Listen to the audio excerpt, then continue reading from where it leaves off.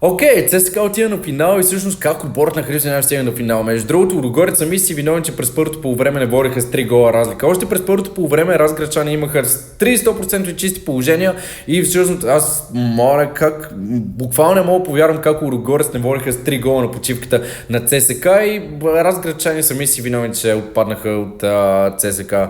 Разграчани можеха да спечелят без абсолютно никакъв проблем. През първото полувреме създадоха адски много положения, но в крайна сметка футбол е такъв, че когато не си вкараш положението, ще бъдеш наказан.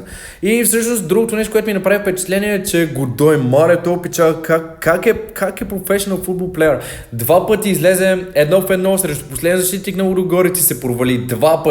Два пъти го направи това Годой. Не знам за какво го хвалите толкова много. Това ако беше Евертон Бала, той пича ще щупи кръста на последния защитник на Лудогорец. Но, anyways, имам чувство, че аз съм по-добър от Годой на игра 1-1. Имам чувство, че в ЦСКА не го тренира това нещо, но в крайна сметка другото лошо впечатление, което видях на матча е, че бяха отворили 3 сектора за домакините, нали, за ЦСКА.